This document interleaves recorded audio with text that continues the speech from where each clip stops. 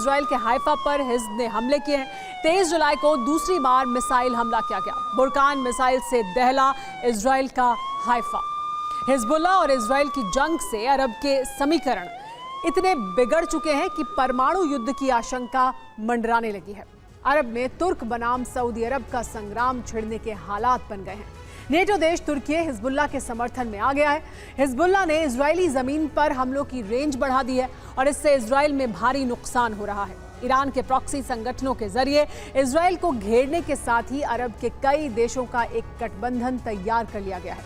अरब के इन देशों में चलने वाले शिया और सुन्नी मिलिटेंट संगठन एकजुट होकर हमले की तैयारी में है। इन नए बनते और पुराने बिगड़ते समीकरणों से अरब गॉडफादर के वर्चस्व वाली विनाशक जंग कभी भी शुरू हो सकती है।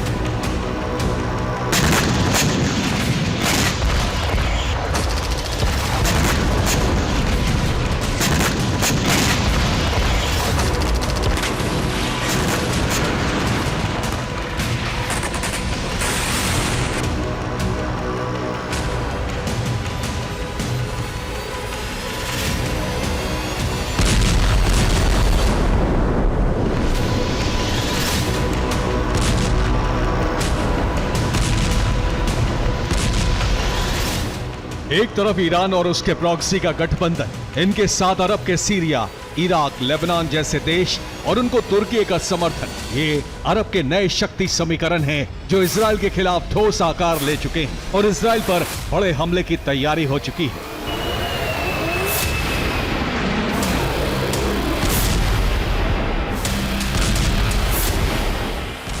अरब की शक्ति समीकरण अब ईरान और रूस के हक में बनते जा रहे हैं।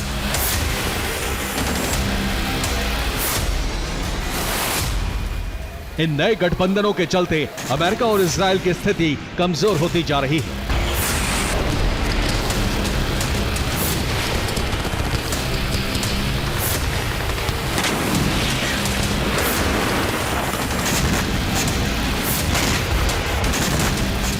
हिजबुल्लाह ने अपनी बढ़ती ताकत का नमूना इजरायली जमीन पर दिखा भी दिया है। 22 जुलाई की रात हिजबुल्लाह ने इजराइल पर ताबड़तोड़ रॉकेट वर्षा की है।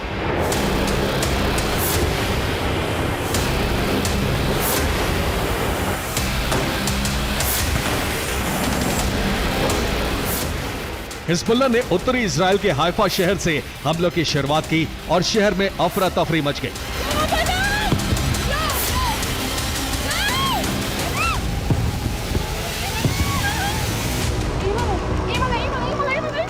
हिजबुल्लाह ने हाइफा सहित इजराइल के कई शहरों पर रॉकेट वर्षा की।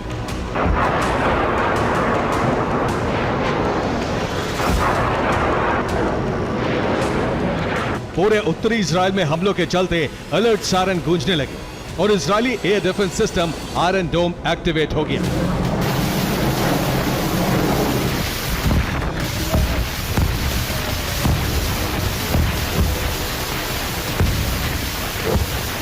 हिजबुल्लाह ने 22 जुलाई की रात को इजराइल पर 100 से ज्यादा रॉकेट हमले किए और ये हमले 23 जुलाई की सुबह तक जारी रहे।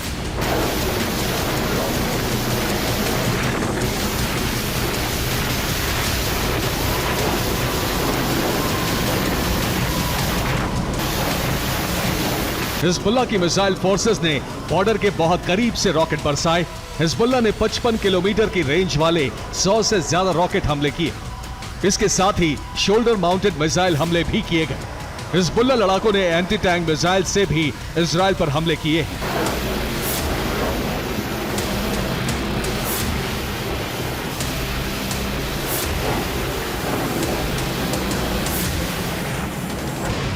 हिजबुल्लाह के हमलों की रेंज लगातार बढ़ती जा रही है।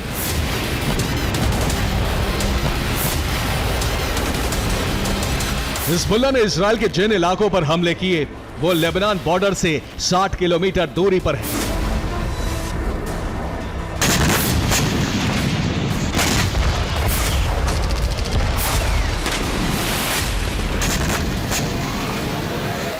हिजबुल्लाह ने Metula, Shebaa Farms, Kiryat Shmona, Nablus, Galilee, Haifa, Moshav, सुरीलाब, वेस्टर्न गैलिली सहित कई शहरों पर एंटी टैंक मिसाइल और रॉकेट हमले किए हैं।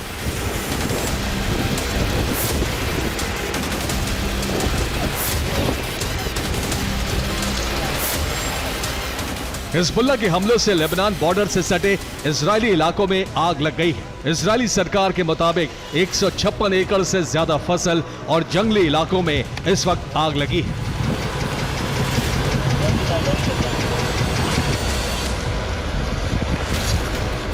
ईरान, रूस सहित अरब के कई देशों और प्रॉक्सी संगठनों के एकजुट होने के बाद हिजबुल्लाह की रणनीति है कि उत्तरी इजरायल में बने सैन्य बेस को ज्यादा से ज्यादा नुकसान पहुंचाना।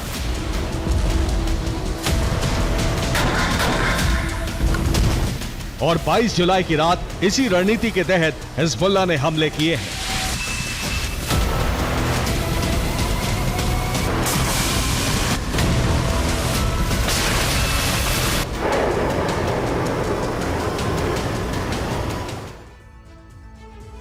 हिजबुल्लाह बॉर्डर से 1800 मीटर दूरी से इजराइल पर हमले कर रहा है ताकि ज्यादा से ज्यादा रॉकेट टारगेट पर गिरने से कामयाब हो सके। इसके साथ ही हिजबुल्लाह लड़ाके इजराइल के अर्ली वार्निंग सिस्टम पर हमले कर रहे हैं ताकि रॉकेट का अलर्ट ना मिल सके। इसीलिए हिजबुल्लाह ने शेबा फार्म्स में इजराइल का एक रडार सेंटर नष्ट कर दिया।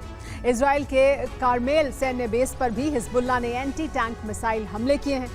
किरियल शिमोना के कैंप गिबोर पर लड़ाकों ने रॉकेट बरसाए हैं। उत्तरी इजराइल के एविताल में सिग्नल बेस पर भी 22 जुलाई की रात कई रॉकेट हमले किए गए।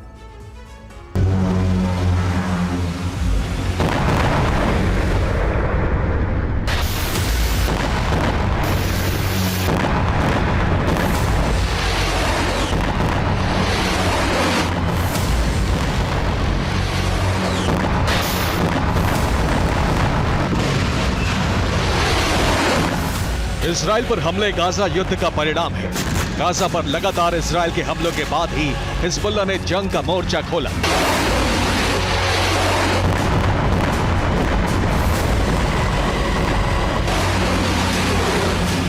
अब गाजा युद्ध के चलते अरब के समीकरण इतने बिगड़ चुके हैं कि अमेरिका के हाथ से अरब का नियंत्रण निकलता जा रहा है। 2011 के बाद से सीरिया और तुर्की के राष्ट्रपति की मुलाकात नहीं हुई है, लेकिन पुतिन के दखल के बाद अब यह होने जा रहा है। मॉस्को में सीरिया के राष्ट्रपति बशर अल असद और तुर्की के राष्ट्रपति रिसेप तैयब अर्दोआन की बैठक होने वाली है। इस बैठक में सीरिया और तुर्की के मतभेद दूर किए जाएंगे। तुर्की सीरिया के कुर्द विद्रोहियों को शरण देने के खिलाफ है, लेकिन अब इस मामले पर सुलह हो सकती है। सीरिया रूस, ईरान और हिजबुल्लाह के साथ है और तुर्की भी गाजा युद्ध के बाद इस खेमे के करीब आ रहा है। तुर्की नेटो का सदस्य है और गाजा के मुद्दे पर हिजबुल्लाह के साथ है। इस खेमे में आने वाले देश हैं ईरान, सीरिया, इराक और लेबनान। तुर्की और ईरान के खिलाफ खड़े होने वाले सऊदी अरब, यूएई, बहरीन और जॉर्डन जैसे देश हैं। यानी गाजा को लेकर अब अरब दो फाड़ हो चुका है और इजराइल सहित अमेरिका को समर्थन देने वाले अरब देशों के खिलाफ शिया सुन्नी संगठन एकजुट हो चुके हैं।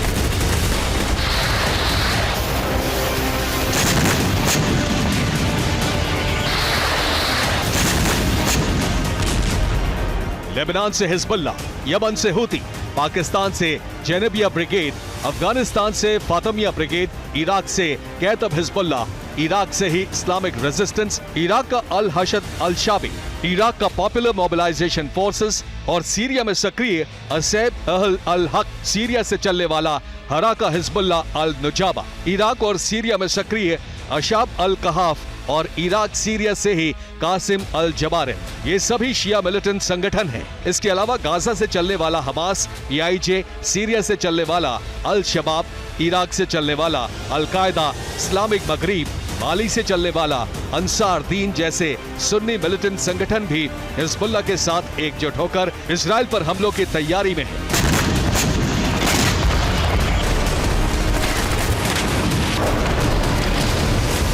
गाजा जंग के विस्तार ने अरब को महासंग्राम के मुहाने पर ढकेल दिया है और इन संगठनों ने एकजुट होकर इजराइल पर हमले किए तो एटमी युद्ध तय माना जा रहा है।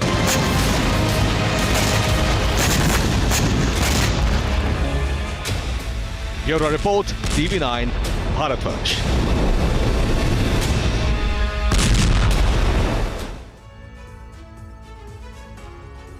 युद्ध के मैदान से इस वक्त की बड़ी खबर ईस्टर्न यूक्रेन से आ रही है। ईस्टर्न यूक्रेन में रूसी ब्रिगेड ने आसमानी प्रहार किया है। Su-34 फाइटर बॉम्बर के जरिए स्ट्राइक की गई है। ईस्टर्न यूक्रेन के इलाकों में फैब 500 से हमला किया गया।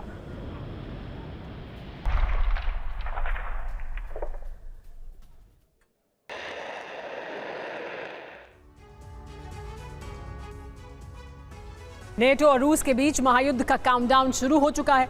दोनों गुटों ने एक दूसरे के खिलाफ अब तक की सबसे बड़ी और खतरनाक तैयारी कर ली है। रूस के पास मौजूद नेटो देश रूस की घेराबंदी कर रहे हैं। फिनलैंड रूसी बॉर्डर पर हमले का अभ्यास कर रहा है, तो लात्विया ने अपनी सीमा को अभेद्य बना दिया है। इस बीच अमेरिका ने यूरोप में अपना सबसे घातक बॉम्बर तैनात कर दिया है। इस तैनाती से रूस भड़क गया है। अब डर इस बात का है कि कहीं अमेरिका का ये कदम यूरोप विनाश की वजह न बन जाए।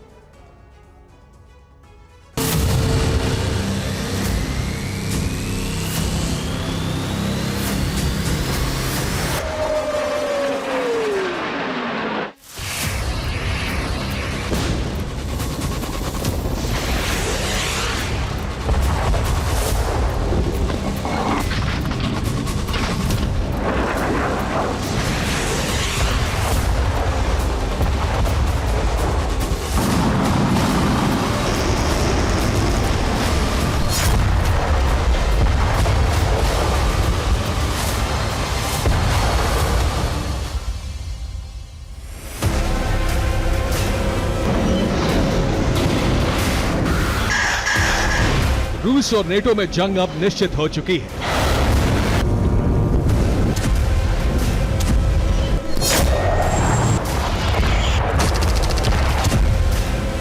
इस एटमी युद्ध को कोई टाल नहीं पाएगा।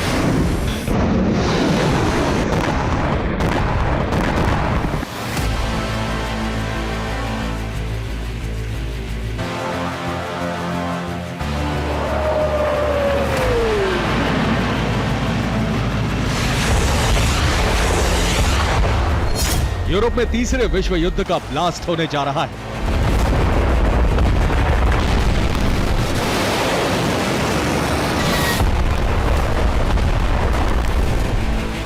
नेटो तीसरे विश्व युद्ध के लिए पूरी तरह से तैयार है, तो रूस का गुट भी नेटो को हराने के लिए बेकरार नजर आ रहा है।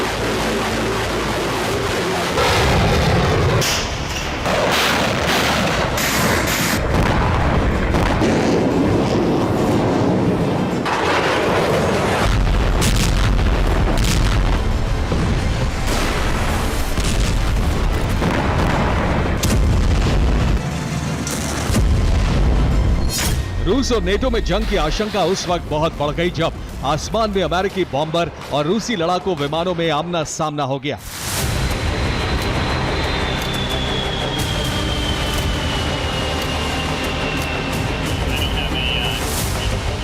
अमेरिका के B-52H स्ट्रैटोफोर्टिस स्ट्रैटेजिक बॉम्बर्स बैरन सागर के ऊपर एक्सरसाइज कर रहे थे। 1, 2, 3.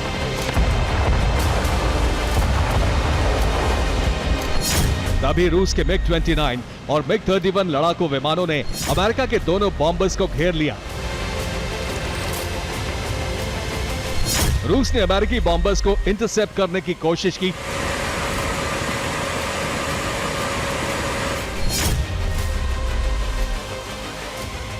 हवा में रूसी विमानों और अमेरिकी बॉम्बर के बीच काफी देर तक टकराव की स्थिति बनी रही। आखिरकार भिड़ंत से बचने के लिए अमेरिका के दोनों बॉम्बर रोमानिया के एक एयरबेस पर लैंड कर गए।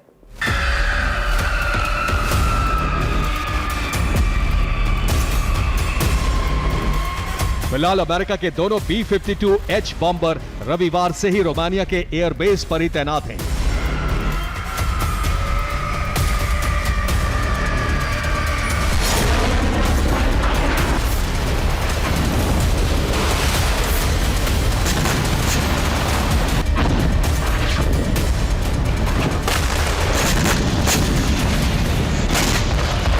रूस यूक्रेन का युद्ध छिड़ने के बाद यह पहली बार है कि अमेरिका ने यूरोप में अपने घातक बॉम्बर तैनात कर दिए हैं। अमेरिका की तरफ से की गई ये तैनाती सीधे तौर पर रूस के खिलाफ है।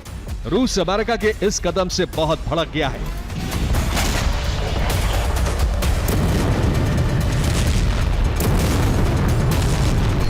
B-52H अमेरिका का वो बॉम्बर है जो अपने दम पर ही किसी युद्ध का पासा पलट सकता है। ये अमेरिका का सबसे खतरनाक और विध्वंसक बॉम्बर है।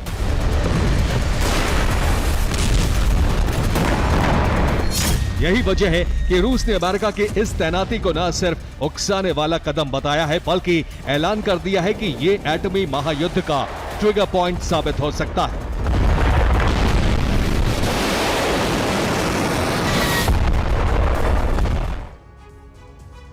अमेरिका ने रोमानिया में जिस बॉम्बर को तैनात किया है उसका नाम है B-52H। ये अमेरिका का सबसे घातक बम वर्षक है।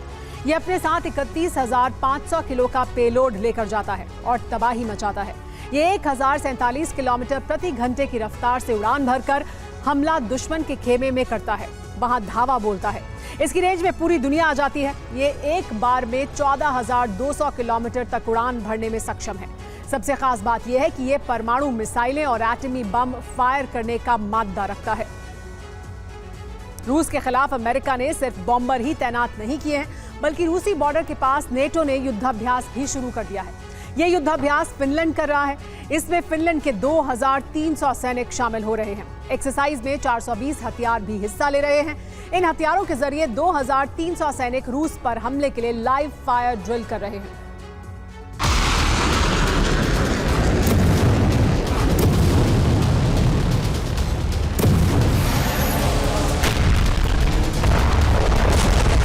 रूस और नेटो में महायुद्ध की आशंका बहुत बढ़ गई है।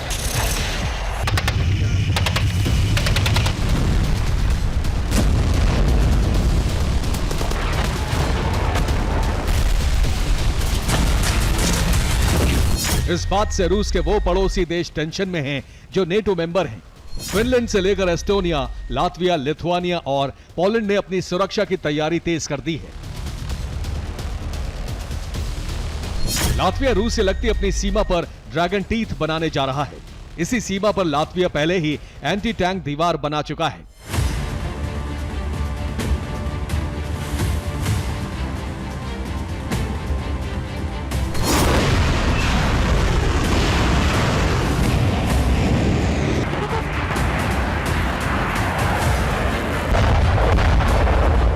युद्ध शुरू हुआ तो रूस सबसे पहले फिनलैंड, एस्टोनिया, लातविया और लिथुआनिया पर ही आक्रमण करेगा।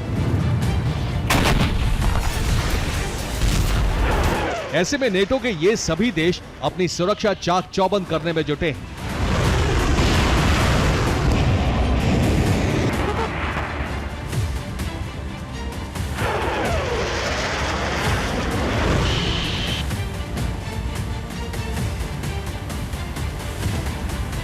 पश्चिमी देशों की इंटेलिजेंस एजेंसियों की रिपोर्ट है कि नेटो पर हमला करने के लिए रूस पूरी तैयारी कर चुका है।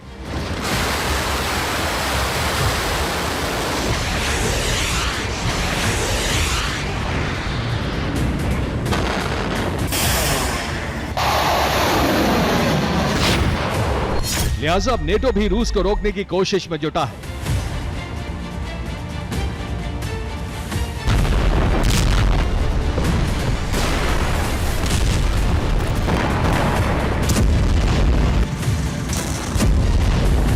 नेटो ने 5 लाख जवानों की फौज को युद्ध के लिए स्पेशल अलर्ट पर रखा है। नेटो स्वीडन की तर्ज पर अनिवार्य भर्ती नियम लागू करने पर विचार कर रहा है। यह कदम इसलिए उठाया जा रहा है क्योंकि करीब करीब नेटो के सभी देशों का मानना है कि रूस से युद्ध किसी भी वक्त शुरू हो सकता है।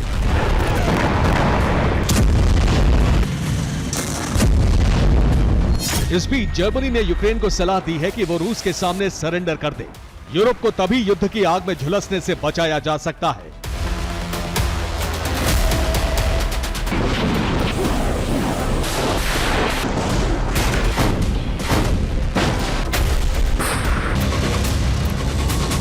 सिर्फ जर्मनी ही नहीं बल्कि कई यूरोपीय देश डरे हुए हैं।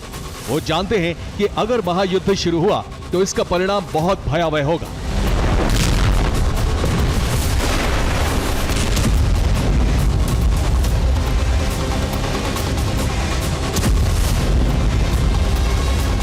कई देशों का अस्तित्व मिट जाएगा। इसलिए वो नहीं चाहते कि यूक्रेन की वजह से नेटो रूस से जंग लड़े। लेकिन नेटो जिस तरह की तैयारी कर रहा है वो इस बात का संकेत है कि रूस और नेटो सेनाओं में युद्ध होकर रहेगा।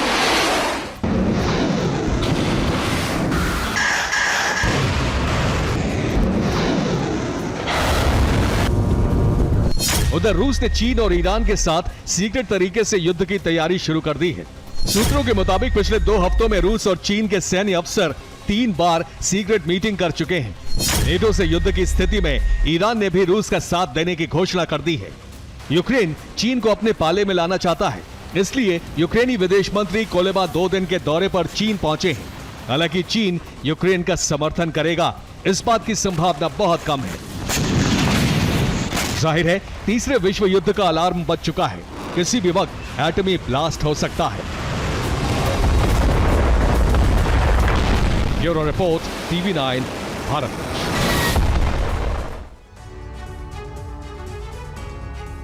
रूसी सेना के फेरी शिप पर ड्रोन से हमला किया गया। इस वक्त की बड़ी खबर ये, क्रास्नोदर के पोर्ट पर तैनात था ये फेरी शिप। यूक्रेनी सेना ने शिप पर कामिकाजी ड्रोन दागे हैं। यूक्रेन के ड्रोन हमले में तबाह हो गया है रूस का ये फेरी शिप।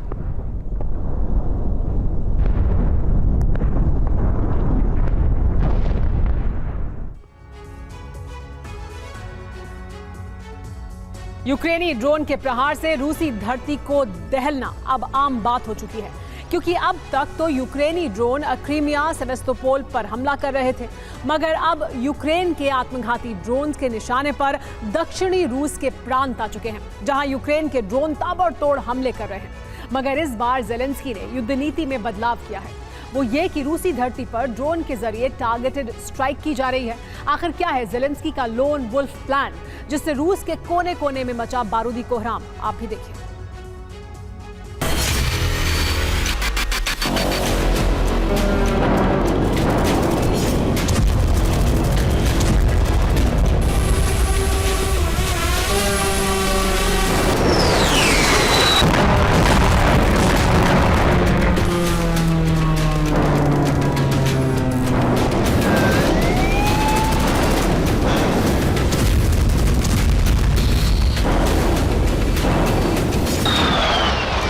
कहीं हथियार गोदाम तबाह हुआ तो कहीं ऑयल डिपो बारूदी गुबार से धधक उठा।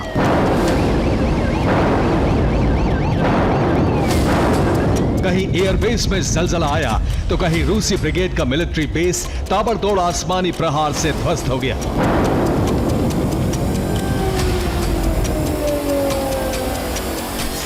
जबरदस्त ब्लास्ट, बारूद से सना आग और धुएं का गुबार, तबाही की ये तस्वीरें रूसी सरजमी से सामने आई हैं। जहां यूक्रेन के कामिकाज़े ड्रोन्स ने प्रचंड तांडव मचाया।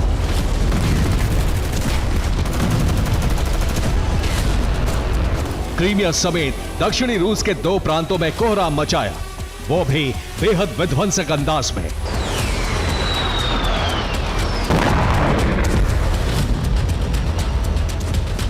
वैसे तो यूक्रेनी ड्रोन्स बीते कई महीनों से रूसी सेना के लिए काल बने हुए हैं, मगर इस बार यूक्रेन ने क्रीमिया समेत दक्षिणी रूस के प्रांतों पर नई युद्ध नीति से हमला किया, और वो है लोन वुल्फ अटैक प्लान। आखिर कैसे, ये भी जान लीजिए।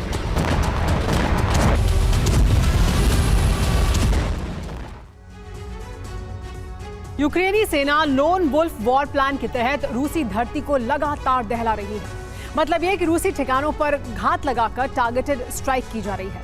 और आपको बता दें, इस युद्ध नीति के जरिए यूक्रेन ने सबसे पहले क्रीमिया प्रायद्वीप पर भीषण तरीके से ड्रोन स्ट्राइक की। दावा किया जा रहा है कि बीते 48 घंटों में यूक्रेन ने क्रीमिया पर 96 से ज्यादा विस्फोटक ड्रोन हमले किए। इतना ही नहीं, यूक्रेनी सेना ने दक्षिणी रूस के रोस्तोव प्रांत में भी ताबड़तोड़ ड्रोन दागे। रोस्तोव में यूक्रेन के आत्मघाती उड़न दस्तों ने बीते 3 दिनों में रूस के 3 फाइटर जेट बेस तबाह कर दिए। इसके अलावा अजोव सागर के दक्षिण पूर्वी छोर पर मौजूद रूस के क्रास्नोदर प्रांत पर भी यूक्रेन ने सिलसिलेवार ढंग से ड्रोन से हमला किया। मीडिया रिपोर्ट्स की माने तो यूक्रेन के ड्रोन अटैक में क्रास्नोदर प्रांत के ताप्से इलाके में बनी ऑयल रिफाइनरी जलकर राख हो गई।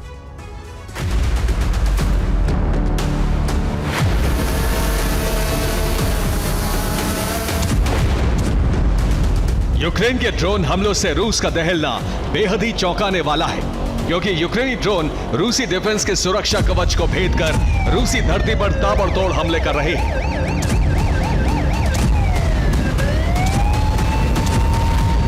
कुछ एक्सपर्ट्स का दावा है कि यूक्रेन के आत्मघाती ड्रोन्स ने युद्ध की बिसात ही बदल डाली है। लेकिन यूक्रेन के सीरियल ड्रोन अटैक के कारगर साबित होने की वजह है लोन वुल्फ वॉर प्लान, यानी पुख्ता प्लानिंग के साथ तय किए गए टारगेट पर सटीक हमला करना।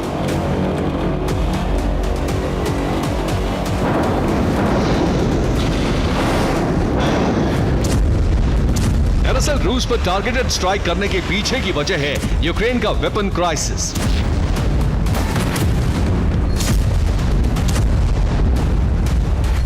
आपको बता दें कि युद्ध के 29 महीनों बाद यूक्रेनी सेना हथियारों की कमी से जूझ रही है। यूक्रेनी डिफेंस के पास जरूरत के हिसाब से गोला बारूद नहीं है, लिहाजा इसके चलते यूक्रेनी सेना रूस पर टारगेटेड स्ट्राइक कर रही है।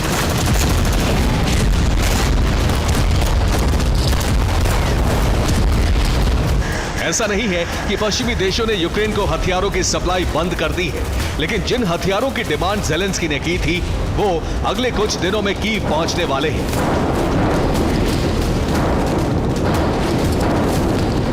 हालांकि इससे पहले यूक्रेन के वेपन क्राइसिस को कम करने के लिए नेटो के कई देशों ने आपात रिचार्ज यानी युद्ध स्तर पर बम, गोला बारूद और विध्वंसक हथियारों की सप्लाई की।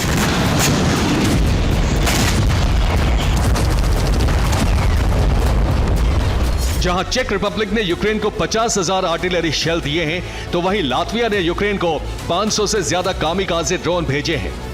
इसके अलावा बुल्गारिया भी यूक्रेन को नए हथियारों की सप्लाई करेगा। ब्रिटेन भी जल्दी यूक्रेन को रेथियॉन्स एंटी ड्रोन लेजर वेपन देगा।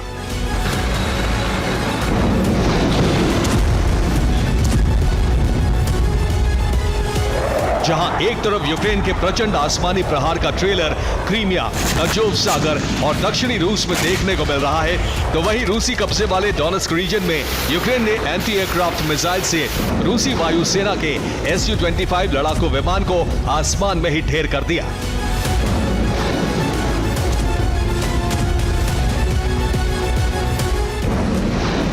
आसमान में जैसे ही यूक्रेनी एंटी एयरक्राफ्ट मिसाइल ने रूस के Su-25 लड़ाकू विमान को हिट किया, जोरदार धमाके के साथ आग का गुबार उठता दिखाई दिया और चंद सेकंड के भीतर आग के गोले में तब्दील विमान का मलबा जमीन पर आकर गिरा, वो भी जोरदार ब्लास्ट के साथ। वॉर एक्सपर्ट्स का मानना है कि क्रीमिया से क्रास्नोदर तक, अजोव सागर से रोस्टोव तक ज़ेलेंस्की के बारूदी प्रतिशोध की सिर्फ एक वजह है, ईस्टर्न यूक्रेन पर रूस का हमला। बस इसी का पलटवार करते हुए यूक्रेन ने रूस के कई इलाकों पर भीषण बमबारी की। Bureau report, TV9 Bharat.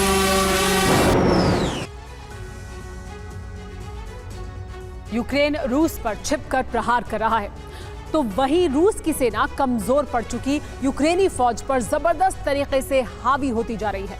Donetsk में भीषण जंग के बाद यूक्रेनी फौज बैकफुट पर है। रूसी सेना ने मरेंका के एक इलाके पर कब्जा करना शुरू कर दिया है। रूसी फौज का मकसद डोनेस्क में यूक्रेन की सप्लाई लाइन को काटना है, ताकि डोनेस्क से यूक्रेनी सेना को वापस लौटना पड़े। रूस ने खार्किव पर भी बड़े प्रहार की तैयारी कर ली है। खार्किव में इस्कंदर मिसाइल से रूस ने एक ऐसे ठिकाने पर हमला किया जहां नेटो के सैनिक जमा थे और यूक्रेनी फोर्स की मदद कर रहे थे।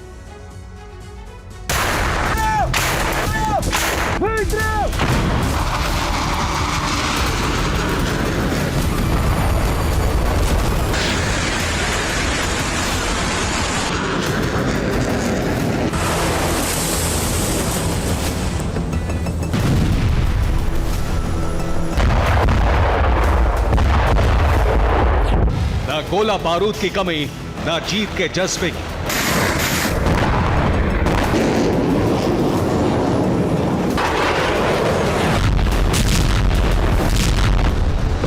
और न ही युद्ध के नियमों की परवाह।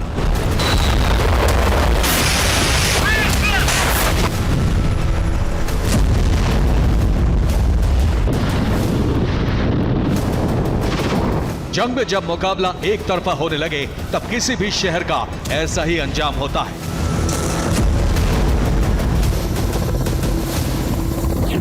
डोनेस्क में यूक्रेन ने सबसे मजबूत किलेबंदी की थी, लेकिन अब हालात बदल चुके हैं। एक बहुत अहम लोकेशन रूस के कब्जे में जा रही है।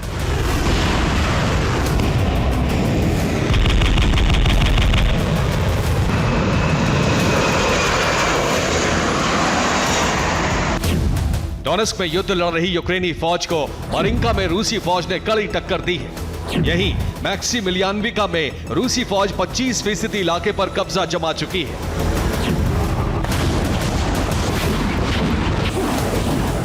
रशियन आर्मी को हथियारों की भारी खेप पहुंचा दी गई है। किसी भी तरह, किसी भी रणनीति से बारूदी प्रहार की खुली छूट है।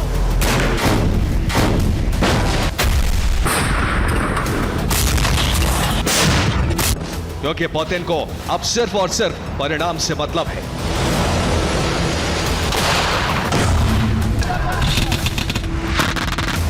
यूक्रेन की हिम्मत को तोड़ने के लिए जोरदार प्रहार का एक नया केंद्र भी बना है, और यह है मारिंका से पश्चिम में 6 किलोमीटर दूर मैक्सिमिलियानविका। हाईवे N15 मैक्सिमिलियानविका से होकर गुजरता है और यहीं से यूक्रेनी सेना डोनेस्क पर चार्ज कर रही है। अगर रूस का मैक्सिमिलियानविका पर कब्जा हो जाएगा तो डोनेस्क से यूक्रेन का कनेक्शन कट जाएगा।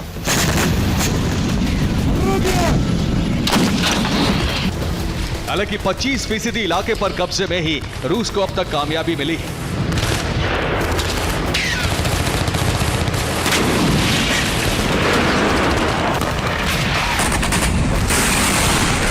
रूस का मकसद यूक्रेन की सप्लाई लाइन काटना है ताकि डोनेस्क में हथियार ना पहुंच सके।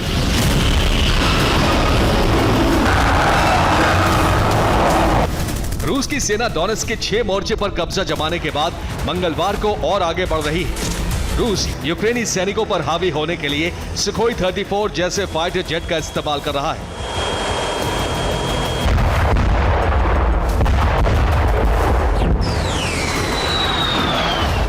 सोमवार की रात को रूस ने एक साथ यूक्रेन के कई ठिकानों पर हमला किया।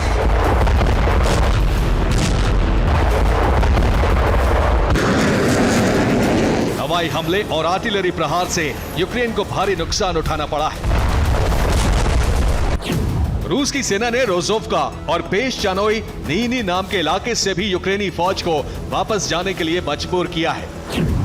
रोजोवका लुहांस्क का इलाका है, जबकि पेशचानोई नीनी खार्किव में है।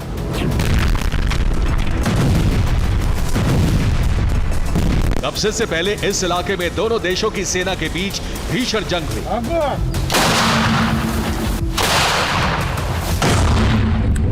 इन इलाकों में रूस ने अपनी स्पेशल फोर्स को तैनात किया हुआ है। रूसी जपाट के अलावा यहां युद्ध फोर्स के जवान लगातार यूक्रेनी फौज पर हावी हो रहे हैं। इन इलाकों में हथियारों की कमी के चलते यूक्रेनी सेना का संहार हो रहा है।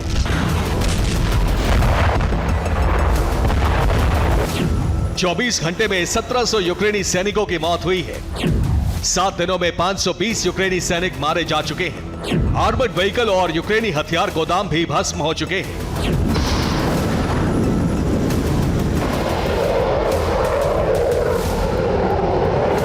नए इलाकों पर कब्जे से रूसी सेना के हौसले और बुलंद हो गए।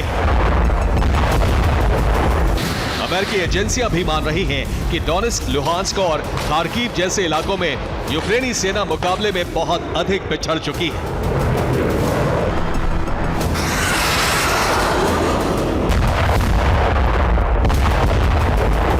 सिर्फ डोनेस्क की नहीं, अब बेलगोरोद से बदले की तैयारी भी शुरू हो गई है। बेलगोरोद को जलाने का इंतकाम रूस खार्किव से लेने वाला है।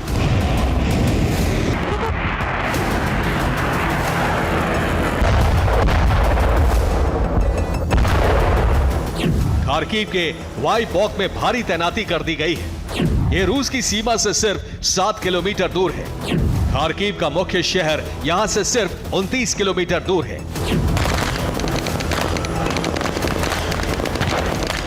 रूस ने वाईपॉक मिशन के लिए मरीन ब्रिगेड को तैनात किया है। रूस की यह ब्रिगेड स्पेशल ऑपरेशन और आमने सामने की जंग में माहिर है।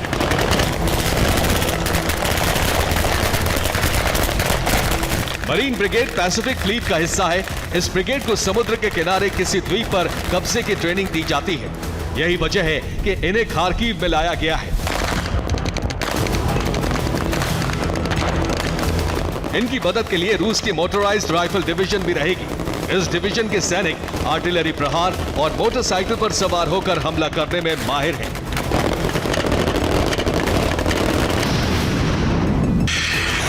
खार्किव में क्या होने वाला है, यूक्रेन इसका ट्रेलर देख चुका है। खार्किव में रूस ने स्कंदर मिसाइल से एक सैन्य ठिकाने को निशाना बनाया। रूस के हमले में नेटो के 50 सैनिकों की मौत हुई है। नेटो के सैनिक यूक्रेनी फौज की मदद करने आए थे। नेटो के सैनिक यूक्रेनी फौज को ट्रेनिंग दे रहे थे। स्कंदर एम मिसाइल का हमला खार्किव के देरहाची इलाके में हुआ। हमले वाली जगह पर पश्चिमी देशों से आए ट्रेनर और भाड़े के सैनिकों का जमावड़ा था। रूस ने पक्की जानकारी जुटाने के बाद स्कंदर से सटीक निशाना लगाया।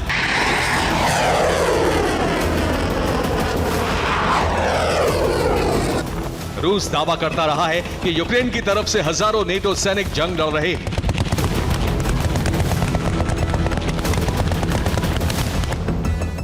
यूक्रेन की इस इमारत पर इलेक्ट्रॉनिक जैमिंग लगाई गई थी। ड्रोन से रैकी करने के बाद रूस ने यहां फैब 250 ग्लाइड बम से हमला किया। रूस के ताबड़तोड़ हमलों से यूक्रेनी फौज के नुकसान का आंकड़ा बढ़ता जा रहा है। Bureau report, TV9 Bharatvarsh.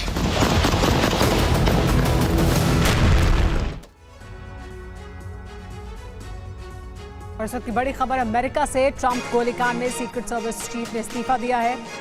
Kimberly चिटल ने प्रमुख पद से इस्तीफा दे दिया है। ट्रंप कांड में चिटल ने सीक्रेट सर्विस की चूक मानी और इस्तीफा दिया।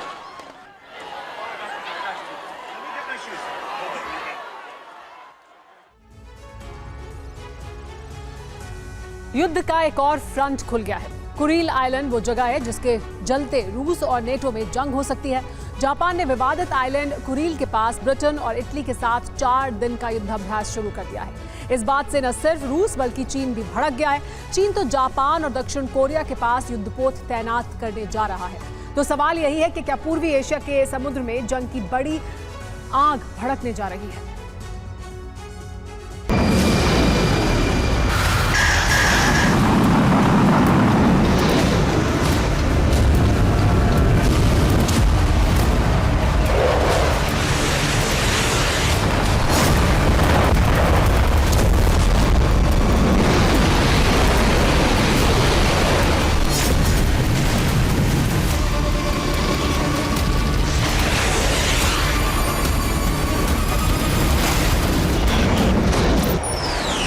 विनाश का कुछ ऐसा ही बवंडर पूर्वी एशिया में आ सकता है।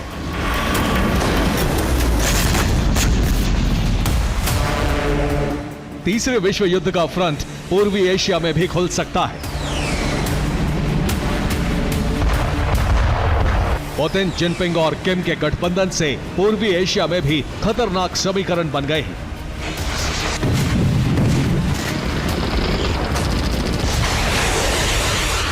ये वो समीकरण है जिससे अमेरिका समेत पूरा नेटो डरा हुआ है।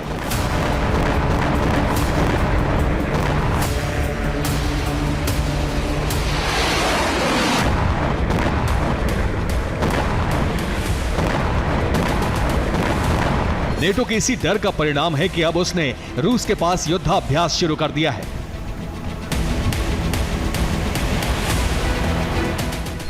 ये युद्धाभ्यास जापान, ब्रिटेन और इटली कर रहे हैं। ये ड्रिल 4 दिनों तक चलेगी। F-22 समेत नेटो के सभी अत्याधुनिक विमान शामिल हो रहे हैं।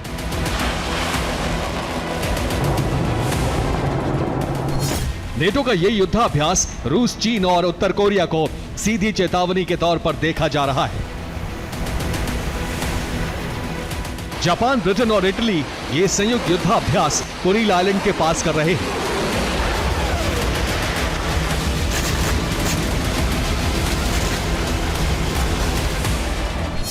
वही कुरील आइलैंड जिसको लेकर रूस और जापान में विवाद है। रूस और जापान दोनों इस आइलैंड पर अपना दावा जताते हैं। फिलहाल कुरील आइलैंड पर रूस का कब्जा है। जापान इसी कुरील आइलैंड के विवाद को हवा देकर वॉर एक्सरसाइज कर रहा है, लेकिन रूस इस युद्धाभ्यास से भड़क गया है क्योंकि ये युद्धाभ्यास कुरील के पास हो रहा है। रूस कुरील को अपना इलाका मानता है। इसका मतलब ये हुआ कि नेटो देश रूस की सीमा के पास ही शक्ति प्रदर्शन कर रूस को ललकार रहे हैं, जो पुतिन और उनकी सेना को किसी भी सूरत में स्वीकार नहीं है।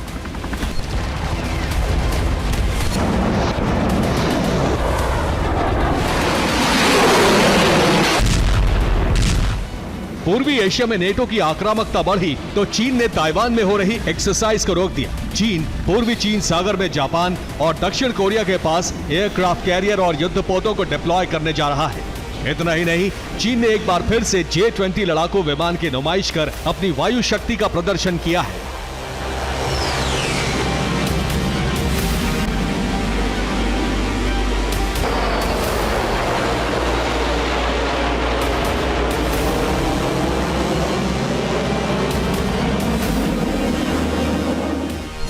इतना ही नहीं, चीन बड़े पैमाने पर सैनिकों की भर्ती करने जा रहा है। इसी तरह रूस ने भी सैनिक भर्ती अभियान शुरू कर दिया है। माना जा रहा है कि सैनिकों की यह भर्ती नेटो से युद्ध के लिए की जा रही है।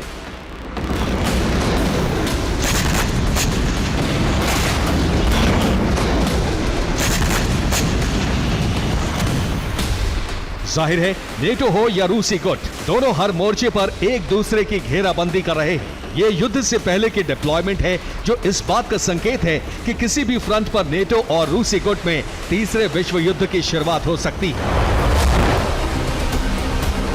Bureau report, TV9, Bharatvarsh.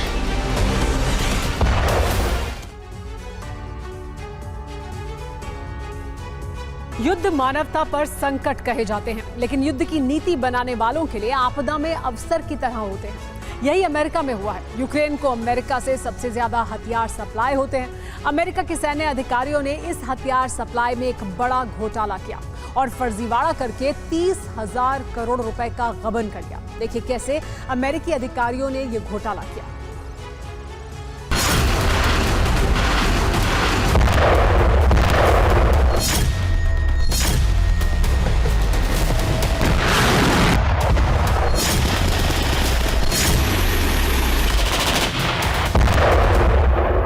Ukraine के अस्तित्व के लिए हथियार जरूरी है और यूक्रेन के जंग लड़ने से अमेरिका के हित जुड़े हुए हैं।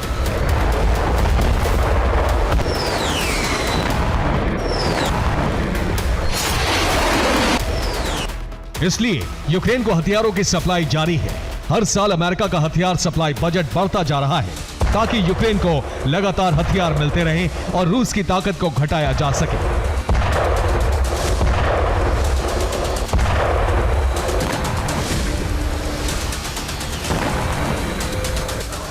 2022 में अमेरिका ने यूक्रेन को 5,44,000 करोड़ रुपए के हथियार दिए। 2023 में अमेरिका ने यूक्रेन को 5,61,000 करोड़ रुपए के हथियार दिए। 2024 में अभी तक 5,13,000 करोड़ रुपए के हथियार यूक्रेन को दिए जा चुके हैं।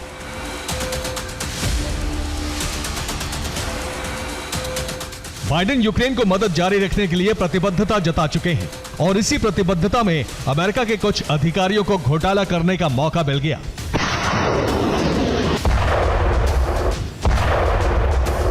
अमेरिकन मीडिया का दावा है कि सैन्य अधिकारियों ने खातों में फर्जीवाड़ा करके हजारों करोड़ रुपयों का गबन कर लिया।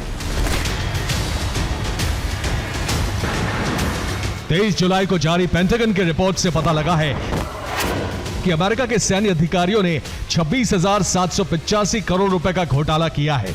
साल 2022-2023 के खातों में यह गड़बड़ी पाई गई है। साल 2022-23 के 4 महीनों में 25,110 करोड़ रुपए के हथियार भेजे गए थे।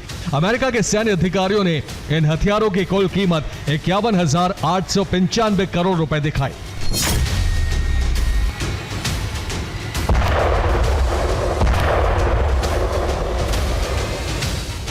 2024 के जुलाई महीने में पेंटागन की ऑडिट रिपोर्ट में यह खुलासा हुआ है, क्योंकि अमेरिकी सैन्य अधिकारियों ने सोची समझी रणनीति के तहत यह काम किया है। सैन्य अधिकारियों ने यूक्रेन को नए हथियार दिए। खाते में पुराने हथियारों को बदलने के नाम पर नए हथियार दिखाए गए।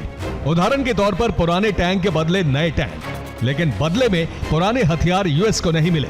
इस तरह सैन्य अधिकारियों ने 26,785 करोड़ रुपए का घोटाला किया, लेकिन पेंटागन का कहना है कि यह हिसाब किताब की गड़बड़ है।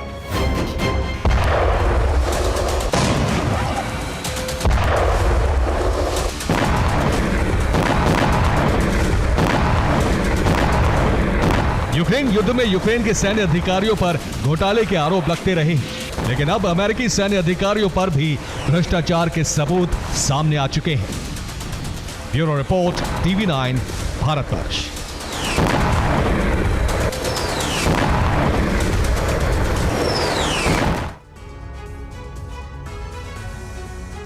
गाजा में इजरायली सेना का अभियान अब भी अधूरा है। राफा और खान यूनुस में जबरदस्त तरीके से प्रहार करने के बावजूद हमास के हमले रुके नहीं हैं। खान यूनुस में एक बार फिर जबरदस्त बमबारी हो रही है और लोग पलायन कर रहे हैं। इजराइल हमास को कमजोर करने की कोशिश में है, तो वहीं चीन हमास को मजबूत करने के लिए एक नई डील करवा सकता है। अब हमास का कट्टर विरोधी संगठन फतह भी हमास के साथ आ गया है।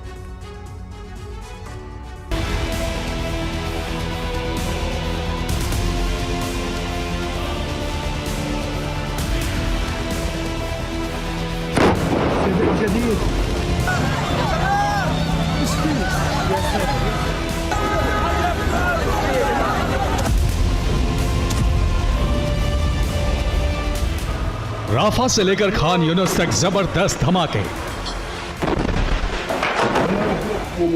जमीन पर टैंक और आसमान में फाइटर जेट। इजरायली सेना अब गाजा के 2 इलाकों में सबसे ज्यादा ताकत लगा रही है।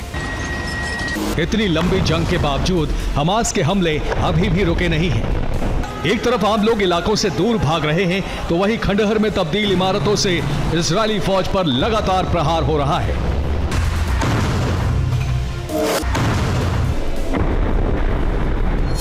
राफा में हमास का गोरिल्ला प्रहार इजरायली सेना के लिए सबसे बड़ी चुनौती है। इजरायली सेना के टैंकों पर लगातार हमले हो रहे हैं। राफा की इमारतों में हमास के लड़ाके छिपे हैं।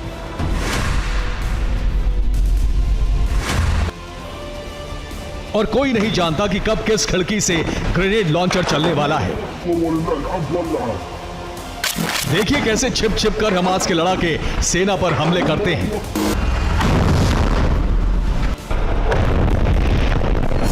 गाजा में आम लोगों के लिए जो जरूरी सामान पहुंचाए जा रहे हैं, उसे हमास के लड़ाके हथियारों के दम पर लूट रहे हैं।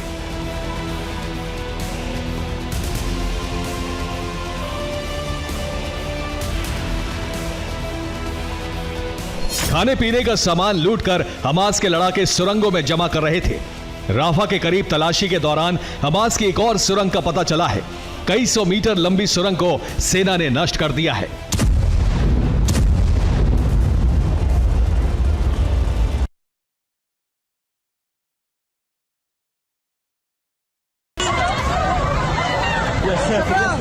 खान यूनुस इलाके से अब तक 4 लाख लोग पलायन कर चुके हैं।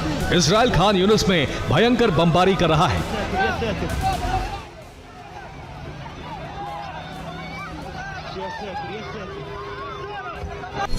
सोमवार को खान यूनुस में 30 लोगों की मौत हो गई। हवाई हमलों से खान यूनुस खंडहर में तब्दील हो रहा है।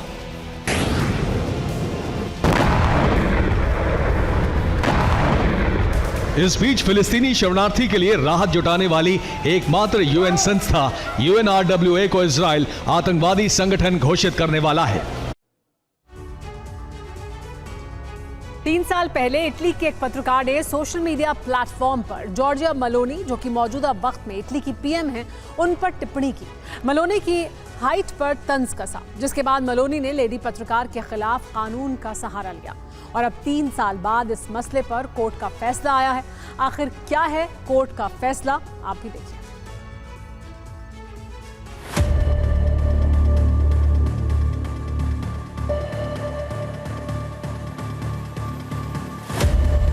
इटली की प्रधानमंत्री जॉर्जिया मेलोनी का मजाक उड़ाना, सोशल मीडिया प्लेटफॉर्म पर मेलोनी की हाइट को लेकर तंज कसना एक लेडी पत्रकार को भारी पड़ गया, क्योंकि इटली की लेडी PM का मजाक उड़ाने के मामले में मिलान की एक अदालत ने लेडी जर्नलिस्ट पर भारी भरकम जुर्माना ठोक दिया। मीडिया रिपोर्ट्स की माने तो पत्रकार गियोलिया कार्टिस ने इटली की पीएम मेलोनी पर टिप्पणी की। सोशल मीडिया पर पीएम मेलोनी की लंबाई को लेकर मजाक उड़ाया। 3 साल पुराने इस मामले को कोर्ट ने बॉडी शेमिंग के तौर पर लिया और पत्रकार गियोलिया पर करीब 4.5 लाख रुपए का जुर्माना लगाया। दरअसल ये मामला अक्टूबर 2021 का है, जब मेलोनी बतौर विपक्ष के नेता के तौर पर सक्रिय थी। उस दौरान पत्रकार गियोलिया कार्टिस ने इटली के प्रधानमंत्री जॉर्जिया मेलोनी की लंबाई पर पोस्ट के जरिए कमेंट किया। मीडिया रिपोर्ट्स की माने तो गियोलिया कार्टिस ने सोशल मीडिया पर तस्वीर के साथ एक पोस्ट की। तस्वीर इटली के फांसीवादी नेता बेनिटो मुसोलिनी की थी और उस तस्वीर के साथ मेलोनी की फेक तस्वीर का इस्तेमाल किया और लिखा, मैं आपसे डरती नहीं हूँ, आप तो मुझे नजर भी नहीं आती, क्योंकि आपकी लंबाई महज 1.4 मीटर यानी 4 फुट ही है। बस फिर क्या, सोशल मीडिया पर पीएम मेलोनी पर किए गए कमेंट के बाद से पत्रकार कार्टिस की मुश्किलें बढ़ गईं। पीएम मेलोनी ने पत्रकार के खिलाफ कानूनी कार्रवाई शुरू कर दी और अब 3 साल बाद इस मामले पर कोर्ट ने फैसला सुनाया है। Bureau report, TV9, Bharatvarsh.